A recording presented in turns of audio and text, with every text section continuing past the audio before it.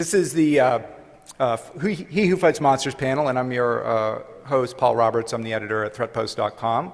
We're a security news blog. And we have a great panel today who I'm going to introduce in a second. Just a couple seconds on the ground rules or kind of how we're going to frame this. I'm going to introduce our panel members. We have a few slides kind of germane to what each of the panel members are going to say, and then we really want to take questions from you, but we only have an hour, so actually what we're going to do is hold questions for there's a Q&A session after this in Pavilion 4, which is 2 doors down on the right, I hear, and we're going to take questions there in the Q&A room afterwards, okay? And I know there are a lot of you who have questions that you want to ask. But you know, the time for our panel is short. Okay, so I'm Paul Roberts. My introduction to this, well, Anonymous and Aaron Barr and H.B. Gary obviously came as a reporter, and ThreatPost covered this story as it was breaking, as did a lot of other folks. I got to know Aaron personally. He reached out to me after I wrote a kind of an editorial piece called Winning the War and Losing Our Souls, which was written at the time of the RSA conference. And if you remember, H.B. Gary kind of pulled out of that conference at the last minute after all of this stuff broke. Aaron reached out to me after that editorial, and you can Google it. I think because I was probably one of the few journalists who actually expressed sympathy for him and what he had to endure as a result of the attack by Anonymous. You know, we all fuck up every once in a while, right? But most of us don't have Stephen Colbert kind of, you know, riffing on our fuck-ups in life. And Aaron unfortunately did. He, at that time, myself and I know Josh, thought about DEFCON as a great way to kind of come back to this issue, hopefully with Aaron in our midst, to figure out what it all meant. And Aaron also, to his credit, very much wanted to do that. Unfortunately, attorneys got involved, in particular attorneys for H.B. Gary, which put the kibosh on that plan. They contacted Aaron. They, you know, basically threatened a lawsuit if he were to appear in this panel. They called his new employer and let them know that they would be, you know, pursuing legal action. And, you know, Aaron's a guy who's got a wife and kids and a mortgage, and we all know how that works. But I want to, you know, just in the beginning of the panel, sort of give props to Aaron Barr for having at least the courage to, you know, put himself out there and propose to come up here, even if the lawyers kept him from doing it. Okay, let me introduce our panel members, starting from the left. Josh Corman is the Director of Security Intelligence for Akamai Corporation. He says, unless you have plans to attack him, in which case he is the Research Director for the Enterprise Security Practice at the 451 Group. Josh has more than a decade of experience with security and networking software. For real, it's a real decade, not an 8-year decade. And most recently serving as, before Enterprise Security Practice, a Research Director for the Enterprise Security Practice. Before that, Principal Security Strategist at IBM Internet Security Systems. His research cuts across sectors to the core challenges of the industry and drives evolutionary strategies, yada, yada, yada. Jericho, to his right, has been poking around the hacker security scene for 18 years. That's a real 18 years, okay, not the kind of 18 years that are only 12 years. Building valuable skills such as skepticism and alcohol tolerance, which he's put to the test at this year's show. As a hacker turned security whore, he has a great perspective to offer, unsolicited opinion on just about any security topic. He's a longtime advocate of advancing the field, sometimes by any means necessary, so we're going to talk about that. And he thinks the idea of forward thinking is quaint. We're supposed to be thinking that way all the time.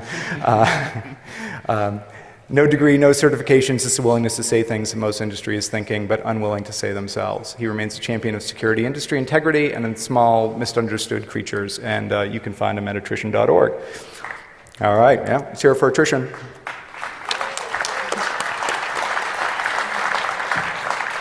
To his right, Baron von R. He's worked as a security professional for 13 years. That's a real 13 years, Baron? both for and with IT firms, including IBM and Command Systems. He's currently working in incident response forensic security auditing at a leading aerospace company. Baron's expertise includes ethical hacking, pen testing, social engineering, information security audits, computer forensics, stenography, open source intelligence, and the like. Okay, so he's ready to weigh in on our panel as well. And who is Baron von R? I don't know, maybe you're going to find out. Okay. Here's our Twitter handles. That Baron von R Twitter handle isn't real, so don't try and follow him. Okay. I'm going to pass the mic over to my esteemed panel member, Jericho. Yeah. So to put this in perspective, raise your hand if you're not an asshole at some point in your career. I see one hand. Go ahead and leave, please. We prefer no liars. How about if you don't profit from your security work? Yeah, okay. And somebody raised their hand back there. Another liar, yeah. And so how about if you think you know the whole story behind the H.B. Gary saga, or if you think you even know half of the Anonymous saga? Well, one hand. Yeah, go ahead and get the hell out. Liar. Or wait, is that Aaron Barr? Second over here. Those are the threat post readers, actually. Okay, Aaron. Do you want to come up and be a panelist? Make sure you go to the room after this. Let's talk. Okay. So after that, does anyone want to admit that they're part of H.B. Gary? Or H.B. Gary Federal. Or Federal. They're different companies. Yeah, I know, different companies. So I know it. Huh? Do they pay you? No, but I have an email address. So, okay. When was that email address created exactly? I've had an email address there since February. So that narrows it down. We do have one member of Anonymous in the group. Confirmed. Well, he says, I have an email address at HB Gary and I don't get paid by them.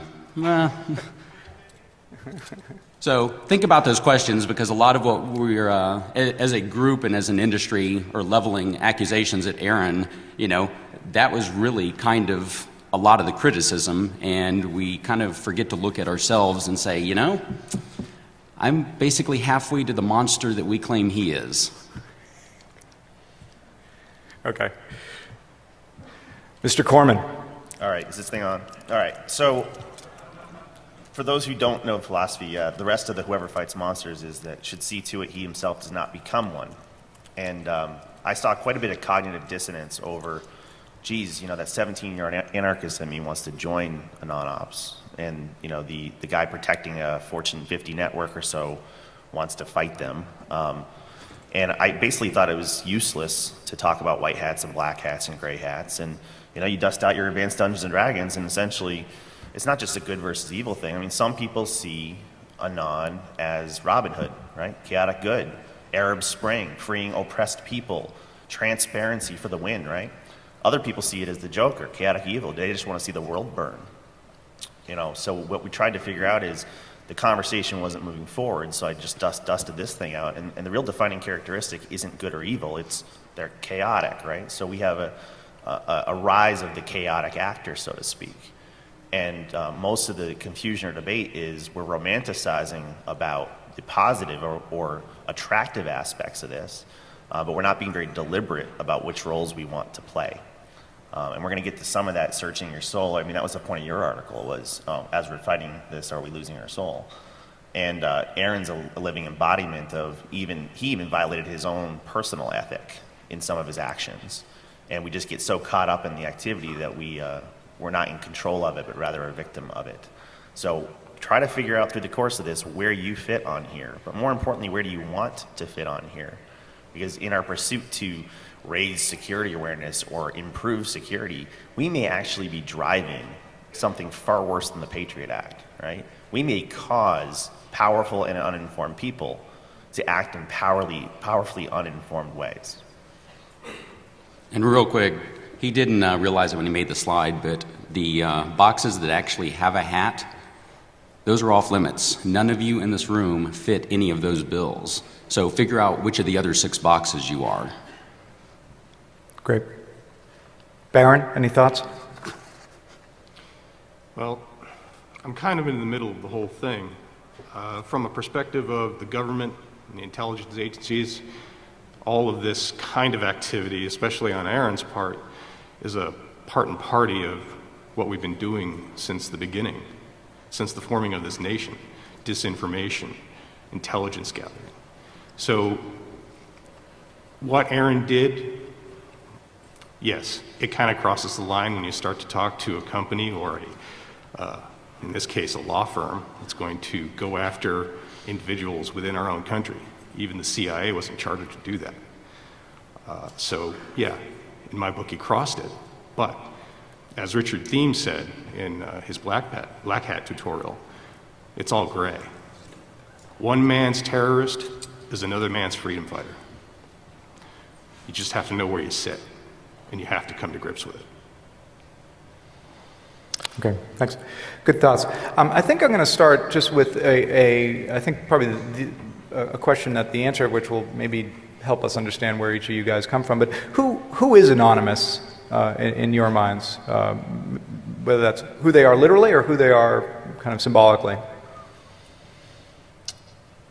I'll take a stab, but I think people think anonymous, well, first of all, there's probably several participants in the room, maybe even on the stage.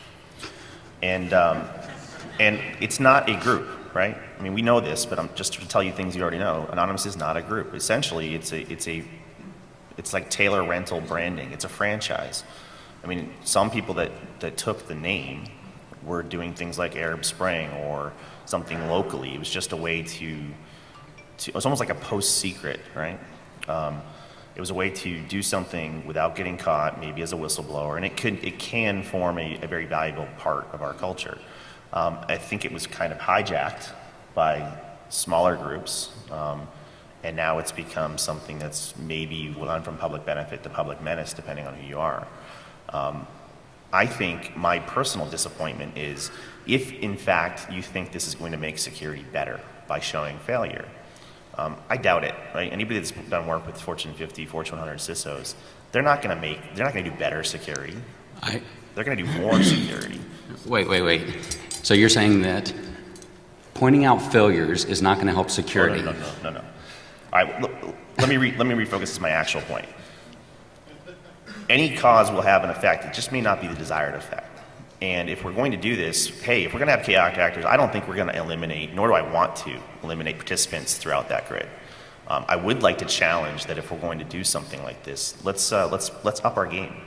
You know, why don't we have a lulsec that targets child exploitation sites? You know, anybody following the Jester, why don't we have more people doing things to map out or DDoS jihadist websites? We have an opportunity to not just cause chaos, but cause directed chaos, which is kind of an oxymoron. But if, in fact, we feel powerless that PCI has hijacked our industry, if, in fact, we don't feel like we can actually get our jobs done because management won't listen, there might be more constructive ways to channel that angst. I think that was an excuse, though. I think they just took that up after originally saying that they just wanted to smash things. So to make it have some sort of legitimacy, and to maybe, when they do get caught, have some sort of case to make in court, saying, we were doing this because we believe in this. I don't believe that's the case. And I think it's been hijacked completely now, all the way up to the nation-state level. So we have actors in many countries attacking many different things, and they could be just red cells that are working from within other governments' intelligence groups because they're anonymous. And even after qualification, I kind of disagree. I mean, how many of us have been in the industry for long enough, and it's like, you know, you work 40 to 80 hours a week, and you're banging your head against the wall, and you're getting paid to do it, and they're still not listening. How long do we have to go through this before, you know, we actually affect change? You can do pen tests for 15 years and go back, and like every 6 months you retest, and it's like, wow, you know, you still didn't fix this remote service. You still didn't, you know, sanitize input here. You're not learning your lessons. So maybe it is time for Anonymous or lulsec to come in, take these companies, bend them over and fist them and wake them up. Yeah. I would agree with... It's kind of anonymous as a business model, right? I would agree there's a need, but I think that the companies will just go back to their somnambulism the C-levels will just go back to playing with their iPads and their new toys, and they'll, go right across the policies and say, it's not for me, I'm a C-level. So no matter how scared you make them, they're just going to fall back into old bad patterns. It's not going to make a change. So, I'm not going to for a second say that there isn't the opportunity for some way to change the game. What we're doing clearly isn't working. I've seen the reaction of victims of LulzSec, and they're not getting smarter. I guess that's my point. It's that I think there's the opportunity here to catalyze a different conversation, to drive things forward instead of just banging your head against the wall for 15 years. I'm just not seeing that message sent equals message received. In fact, you look at the Sony thing, because of the earthquake happening and costing them far more damage and financial loss than the punishment campaign and sustained raping of 23 on your last count on your website. Best timeline of the Sony Ponage campaign is on the attrition site. But that almost made us go from, just think of a timeline. We went from unmotivated and ignorant of the chaotic actors or of exploitation to aware and the motivated, straight past that to hyper-aware and numb, right? We've gone from inaction of one kind to inaction of another. It's actually not really hurting Sony that bad. As much as we felt like, yeah, rah, we showed the weakness in their security posture. This is a rounding error on the losses they had from the earthquakes. It's a rounding error. And my fear is that, again, powerful and uninformed executives are going to look at this as a highly acceptable loss. So I'm not saying don't do this. I actually like lots of aspects of this. I think it could be channeled into a catalyzing event. But if it's simply some reason to ignore our entire industry, then we fucked up. Well, you say that, these companies aren't learning, and for the most part you're right, but just as an example, so Sony, they get bent over in all kinds of creative ways, and that's right after they fired all kinds of security staff. Well, are they learning? Well, maybe. There was someone very high up in the Sony security job line that was at Black Hat. Why would they send that person here, if they had fired security staff and didn't care? Maybe now they are saying, well, okay, it might be worth, this security thingy that, we hear so much about. Now, this is going to take people like myself and others to help control the narrative. I hope the press helps control a responsible narrative. But a good lesson that Anonymous and LulzSec could have done with Sony, and what I'm trying to focus away from how were they pwned, because who cares? There's a million ways to pwn them. Here's a good takeaway. If you sue a researcher who finds a vulnerability in your platform, you're going to get raped, right? If you haven't figured out the ideas behind coordinated disclosure, or that those kinds of actions have negative consequences, we've now upped the ante. So one thing they may learn is don't frickin' sue researchers. So if we can steer the lesson instead of just hope that attacking them teaches them something, we have to follow that up. Right. So, there's a long and proud history of hacktivism, and you can look at, groups like Electronic Disturbance Theater, Legions of the Underground, Cult of the Dead Cow, Federation of Random Action. Many of the hacktivists incidents that have been, documented or that we can point to are in support of political causes, human rights, and so on. I think that's sort of what Josh was getting at when he was talking about building a better Anonymous. There are certainly no shortage of issues out there that technically adept and informed people can support. Or encourage. I guess the question is Anonymous this? If you look across, we're talking about both Tunisia and Egypt, those operations, but also Sony. Okay, so Sony was really about GeoHot. HB Gary was about them being pissed off that they might get doxxed. What is the connecting thread? What is the what's the ideal that ties us all together beyond we could do it and we did? What's first crack? Baron?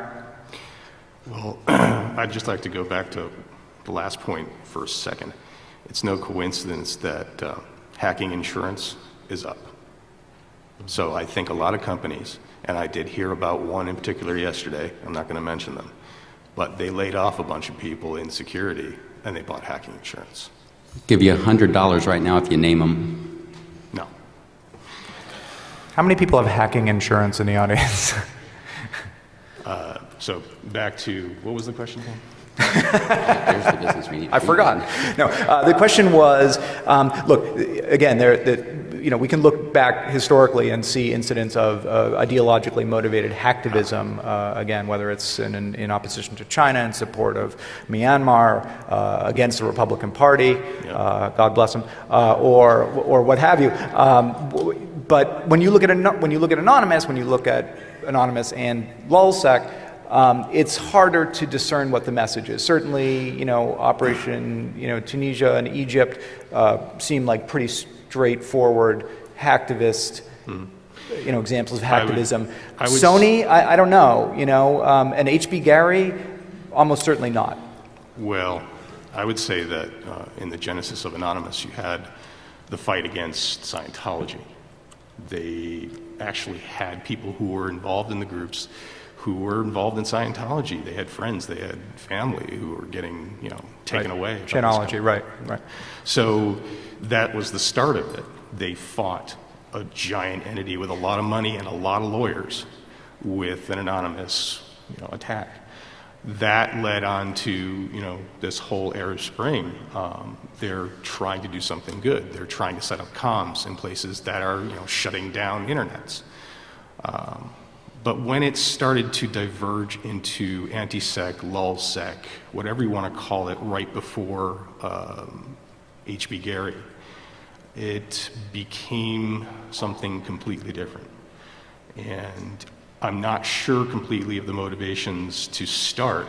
I know that Aaron had said things.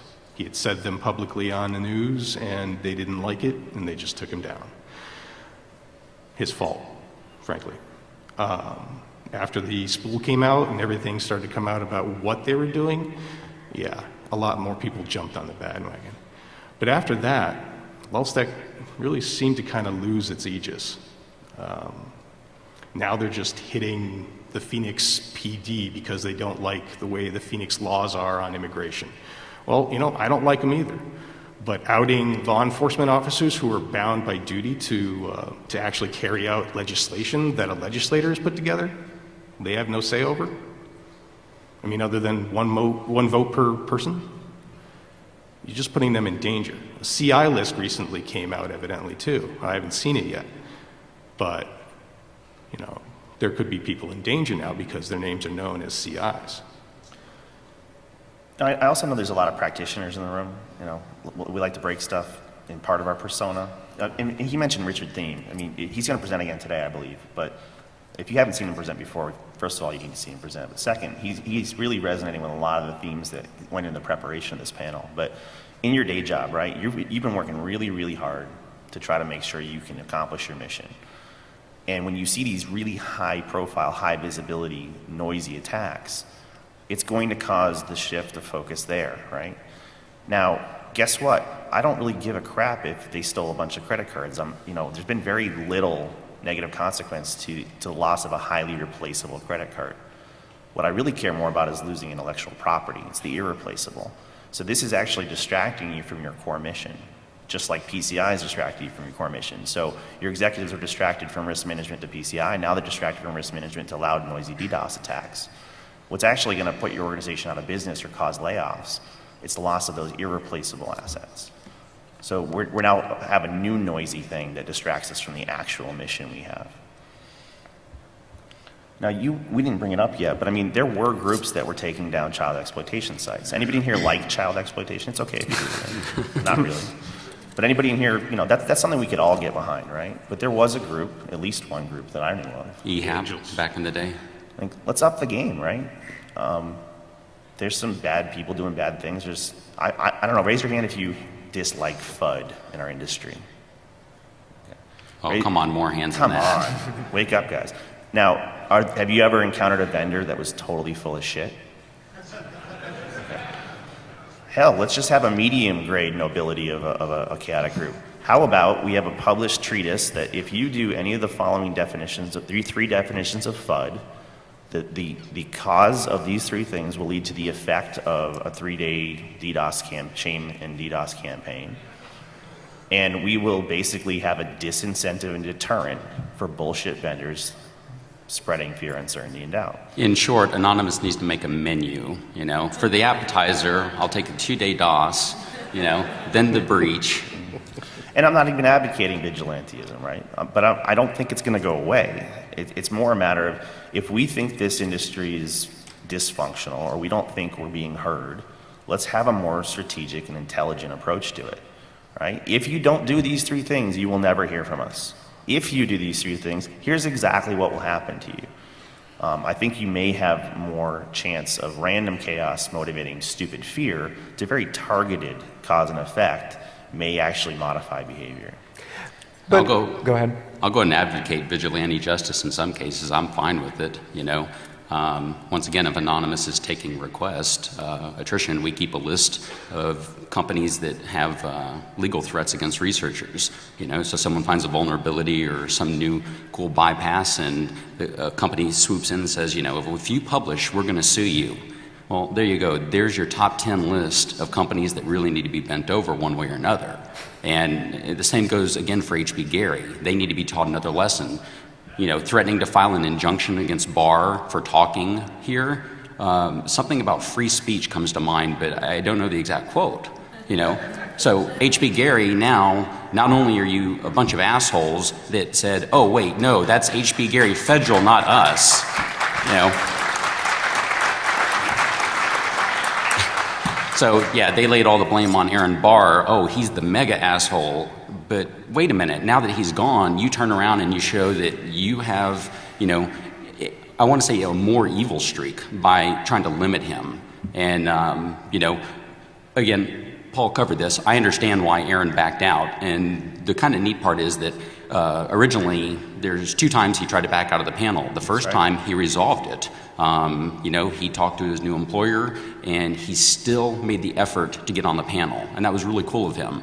And then the second one was, you know, it's too much. Like I said, wife, kids, mortgage, he's got too much to lose now.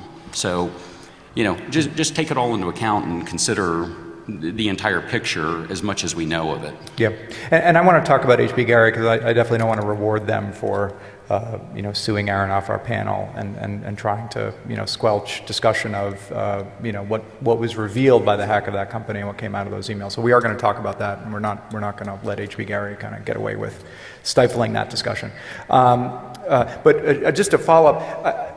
I'm wondering, when you're talking about, you know, Anonymous or something like it as a tool to enforce best practice, I guess, in a way. Drink. Huh? You said best practice. Okay. So yeah. Sorry. But you know, isn't what you're sort of sketching out a kind of vigilantism? So, you know, it's like. You know, as somebody said to me yesterday, it's like the Clint Eastwood movie. You know, sort of Clint Eastwood comes into town, but of course you never know what town Clint Eastwood's going to come into. You know, you never know where he's going to choose to, you know, enforce order or enforce his version of order, and you may not agree with his version of order. That's right. But I guess I'm acknowledging that this is happening, and I'm put my big boy pants on and saying it's not going to go away. I mean, just look at what's happening within Anonops or LulzSec. I mean, they're turning on each other. We now have topiary in custody if you believe it's topiary. And there's good evidence that it is. They're going to lean on him. They're going to squeeze him. He's going to turn. I mean, some of the doxing events we saw were basically rifts within the group. So when you don't have an organizing principle, when you don't have a mission or a goal, you're just kind of doing shit, it self-destructs to a certain extent. So I think there's an opportunity here that if the real driving force was that you think security sucks and you want to make it better, that's an if, right? It's a conditional statement. I'm not so sure that the current, you know, 1.0 or 2.0 is working. Do you think the information that came out of the attack on HB Gary, including the plans, Team Themis, and the back and forth with Hunt and Williams and the Chamber of Commerce, did the transparency that we as a community gained about those types of dealings justify the attack? And a second question might be, do any of you think that the harsh light of daylight that was shown on those types of dealings have curtailed those types of contracts, projects, negotiations, discussions, either within the Beltway or anywhere else? It's been going on for a very long time in the private sector. Private sector intelligence is a very, very big business. Before Z, before Blackwater. Many former intelligence operatives go into business for themselves and do black ops type of work for companies, inside and outside of this country. So it's nothing new. It's just somebody got their hand caught. That's all. Well, I guess the real question for the audience then is the whole H.B. Gary saga, when we learned what they were doing, who was actually surprised at anything they were doing, proposing, or just spitballing? Who was honestly like, wow, I've never heard a company do this? I think I saw one hand, and that's good. Because like you said, this has been, a multi-million, if not a billion-dollar business. The thing is, we just don't know all the companies that have been doing it. They just haven't hit the news. I have a question. Why do you need to Mike? accountability for a mask? Why do you have to be behind a mask to promote accountability? If you want to promote accountability, unmask yourself and show you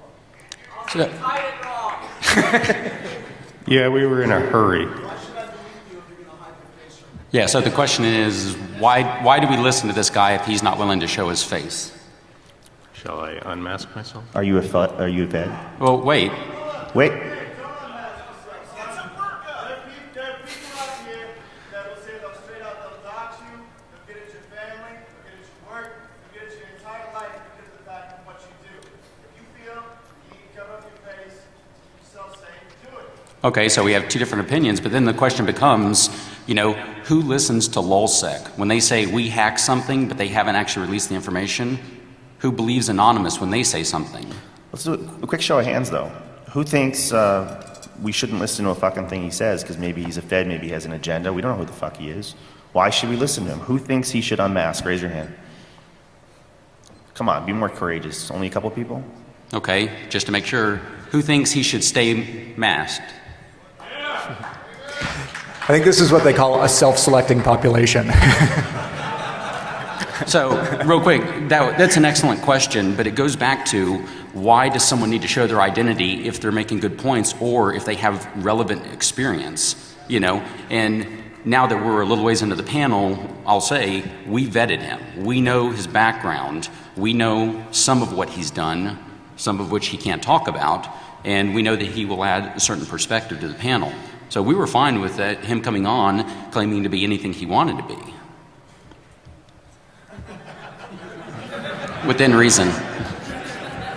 I am a squirrel.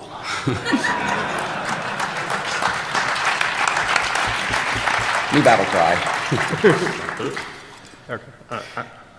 Go ahead. As for the gentleman talking about being doxxed, I'm in the open. I've always been in the open. I'm not covert. I'm overt. So, with that.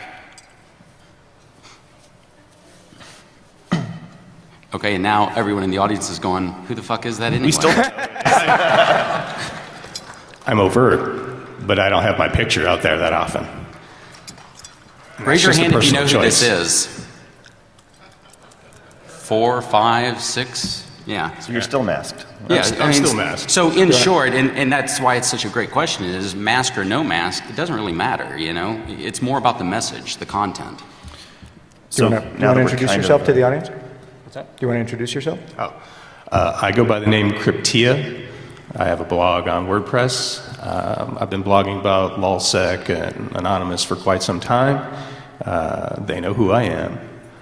I have treaded the line where I say to them, hey, you want to out people for doing bad things? Cool. But do it right. Stop this crap where you're just, SQLing, taking down, data that's unimportant. Your last dump that I looked at, the Mantech dump, one SBU document, sensitive but unclassified. You can get it with Google. In short, he's saying you're a bunch of pussies for that one. And I did say that in the blog. So learn your target. Know what they're doing. Really, one of my last posts, I said, look, the real dirt has only come out from insiders. You had the Pentagon Papers, you had Deep Throat, And now you got Manning. Manning. The source, not the movie. Yeah, not the movie. So you've got people in the know who have access to very dirty things, who decide to speak power to truth and release that information. Now, in Bradley's case, I think from the transcripts that I've seen, he is mentally unbalanced to a certain extent because of all the crap he's gone through. Going into the military was a bad idea with where he wanted to go with his life, with reassignment. So he had a lot of pressure. And trusting that piece of shit Lamo was another And trusting royal screw-up. However, the collateral murder thing, the video, very important to be out there because there's a lot of shit that's gone on over in the Med that we don't know about. And that's just one tidbit. But that, out of all the dumps, all the cables and stuff, that was the most important thing. The rest of it, unimportant to me. Sure, there's backbiting between the United States and other countries. We deal with people we don't like. We have to. That's just the nature of the game. So if you're going to do this and you're going to find the real dirt, then find the real dirt, vet it, and give it to the papers.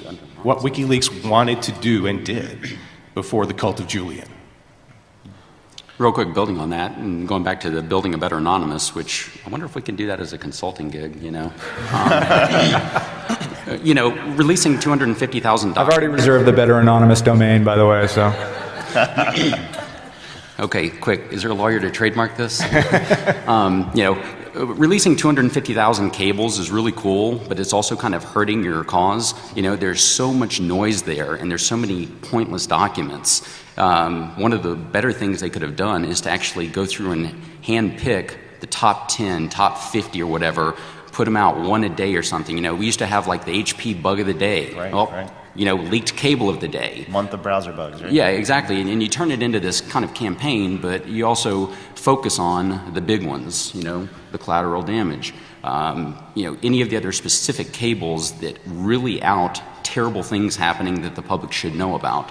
Yep. And here's a little key for you, all you lulzies who want to do this. How do you know you have the real dirt? Right. How do you know you're not getting disinformation? Yeah, we've already shown that companies are out there doing disinformation campaigns. Has Anon or Lulz fallen into one of their traps? Mm-hmm. Have we now been fed a bunch of shit made up by the companies that we think we know something about? Okay, but let us not let H.B. Gary off the hook here, right? So, Hey, with friends like these, who needs enemies, right? Actually, I want to make a point about this. Wait, okay. We feel so powerless against this nameless, faceless flash mob, right? That instead of focusing on, the actual adversary community, we're fighting with each other because we can, right? It's almost a Streisand effect. The act of trying to intimidate Aaron off stage such that you don't draw attention has drawn so much more attention. I've had 5 people come up to me saying, guess who my next target is? It's H.B. Gary. Now, I'm not suggesting that, but people are already thinking it, right? So, they just put a big target on themselves in the effort to suppress good guys talking about good guy stuff. Or even going after Rofalos at Black Hat for taking a picture of somebody who had the anonymous mask near their booth. They freaked out, chased him down. That's right. Okay, let me ask you. I think what we've heard you say is, look, what came out in the H.B. Gary emails was business as usual within the Beltway or elsewhere. This stuff has been going on for years. It's actually a big industry. Should we conclude from that that there was nothing untoward, that H.B. Gary and Aaron Barr hadn't crossed a line or were not proposing to cross a line? If you're not pissed off about it, there's a problem. Yeah, they definitely crossed the line. I think I am pissed off about it. That's funny, because when Aaron was on the panel, we weren't going to go there, but he's not here anymore. Yeah, no, so right. H.B. Gary and Aaron Barr, they crossed the line, but my point is that, that's business as usual for dozens of companies out there. you know? And even then, how many companies unrelated to that entire field of, you know, information gathering and open intel, how many of these other companies have ethical lapses? You know, if you need to be reminded, once again, attrition errata, we keep a list of shit like that. And when you start going down this list and you realize it's like page down, page down, page down, what the fuck is this, you know? And it goes back a long way. And that represents literally 10 minutes of work a week because we're busy doing other stuff. What happens if we actually built a real timeline? Every company that you do business with, they've done something shady in the past. And odds are, they've done something shady in the past 3 months. So, but just in case people don't know, you're the journalist in the room with all the facts. So, Paul, it was the Chamber of Commerce thing that really horked people, right? So can you give like a 30, 60-second overview of what was perceived to cross a line? What happened with the Chamber of Commerce, or the emails that came out, is that the law firm of Hunton & Williams, which was representing the Chamber of Commerce, okay, we have 10 minutes. The law firm that was representing the Chamber of Commerce was working with Themis, which was Team Themis, which is a name that represented Palantir, HB Gary, and Berico, to research what the Chamber of Commerce thought was basically a corrupt organization that the SEIU and Think Progress and Change to Win were engaged in, you know, criminal activity, basically, to try and undermine some of the Chamber of Commerce's members. And they wanted, you know, to use the tools of Palantir, kind of data correlation tool, and HB Gary's open source intelligence, and Berico, to try and reveal that. Of course, they're not the Justice Department, so even if they had figured out that it was, you know, a RICO violation, I'm not sure it was up to them to prosecute it. But that was what they brought to Aaron and brought to these companies to say, we have a problem and we're looking for your help with it. But I'd like to remind you that October Surprise and some of the things that Karl Rove pulled are en masse in our mainstream government. So, and these are against the other party. Okay, so we understand the Chamber of Commerce thing. I guess did the mainstream media get it wrong? I mean, did we in the press, were we too willing to buy Anonymous's interpretation of what was in those emails?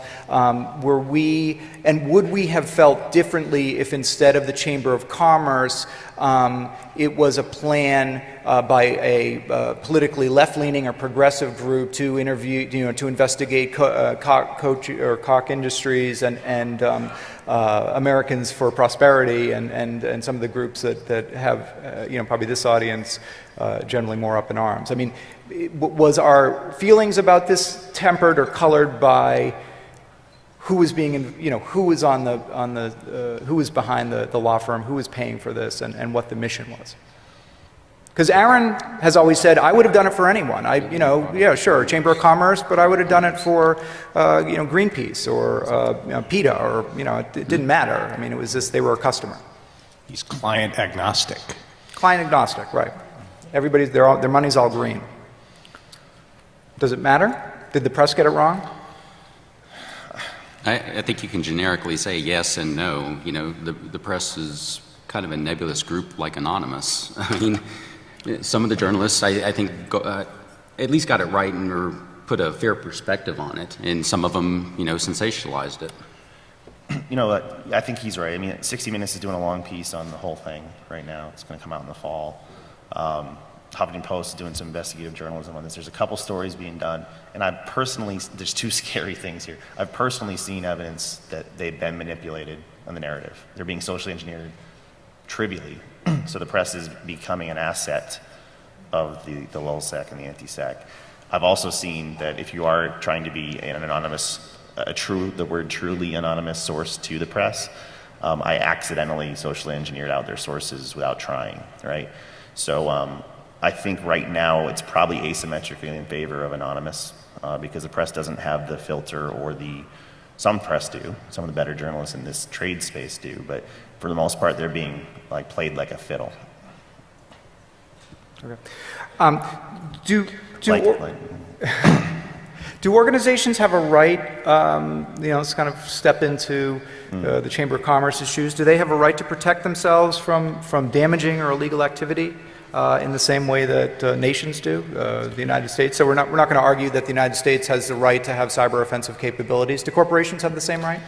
This is why I'm really pissed off that H.B. Gary, federal lawyer, to Aaron off the stage, because he had a couple really cutting questions. He had a couple really excellent points. And there is a chance now to finally have a discussion about what is lawful for defending your own interest. You know, how far can you take it? If someone breaks into my home physically in my state, I can shoot and kill them. We have almost no ability to fight back, to hack back, to do any sort of forensics.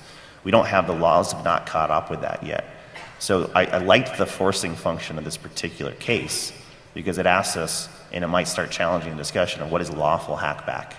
You know, and because there aren't laws, there's a lot of gray area and ambiguity, and maybe if you consult with your own internal counsel, maybe you should start stretching that ambiguity right now, because we cannot withstand an attack on pure passive defense. We are getting our asses kicked. Others? Nation states have rules that they've set up. Corporations are corporations, but they've recently, I don't know how recently the ruling was, but they're considered personal entities, a single entity that can be treated as a person. You know, that whole thing with the Supreme Court recently about money and advertising and all that. So if you as a person are hacked and you hack somebody back and you're caught, are you just going to say, well, they attacked me and virtual castle law. It's not going to work. So no, they didn't have the right to do that. Take a look at offensivecountermeasures.com. Some of the stuff Paul Acom's doing, John Strand's been doing. They're not saying these things are legal, but we're going from purely only defense to maybe unlawful offense, and there's a continuum there of active defense, and there's some things where there's a lot more you probably could do, and if you get some legal coverage in advance, you could probably stretch that a little further. And also, let me reiterate for the people who came in later, we are doing a question and answer session immediately following this in Pavilion Room 4. Also, I'm looking on Twitter for questions. I think the hashtag is TPanel. Thanks for breaking it, Chad. Twitter's broken again. Well, if it comes back up, TPanel is a hashtag, and just send me your questions. I will be checking it between here and the Pavilion 4. Let me ask you: Is Anonymous protecting us? Is Anonymous standing up for us, or is Anonymous terrorizing us? And I guess one question I would ask to the audience is: how many people here feel like they would feel safe taking a public position in a blog post, quoted in a news article, being critical of Anonymous, being critical of their actions? And how many people would feel safe doing that, like that wouldn't result in them getting attacked? Are you sure you're not sticking your penis in a hornet's nest? Right. Sorry? Well, safe meaning you don't feel like you don't worry that you would be retaliated against. Yeah. Okay. So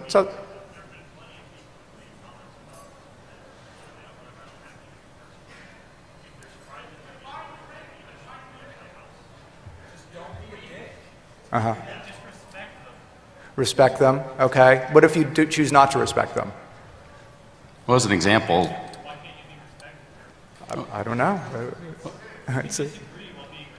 and real quick, that's what I mean. Some of the stuff that I've written has been like that, where I say, hey, overall they're doing some good, but this is where they need to improve. This was like really lame. It turns into constructive criticism, and they haven't attacked us. And like for example, LulzSec, they were retweeting one of my articles saying, oh look, this is a good write-up. So I think that while many people say, oh well, they're just wild, crazy kids, no, they have perspective too. They understand that what they're doing could be better, and they're not going to lash out just at anyone. They're probably going to go after the people that attack them needlessly or say something that's just really stupid. Yeah. And when I had that thing up there, I'm not saying we shouldn't have this role at all. I'm not saying that at all. There's a real opportunity that if wielded properly, this power could do a lot of good. There's also the opportunity that if wielded poorly, it's going to cause the very things we claim we don't want. Right? So it's a complex system, and when you poke here, something happens. The question is, Are you poking here to cause the right things to happen, or are you going to end up in bad places? Okay. It wasn't about eliminating Anonymous. It was about building a better one. Right. And I ask that as a open question. I mean, I've certainly written about Anonymous, and I've written critically about Anonymous, and I haven't been attacked, and I think a lot of journalists could say the same thing. So I'm not saying it because I have an opinion about what the answer is to that question. But only actually attacked two media entities that did anything that they feel was wrong, and one of them was News International, who we can all agree were doing bad things. And the other was PBS for doing a documentary that they felt was state-funded and slanted to the state's opinion. right. Everyone else who's written bad things about them, they have not attacked. Right. And that goes back to my point. Right. You know, they'll go after the ones that say really stupid things, and the rest, it's like, well, yeah, that's how journalism works. Right.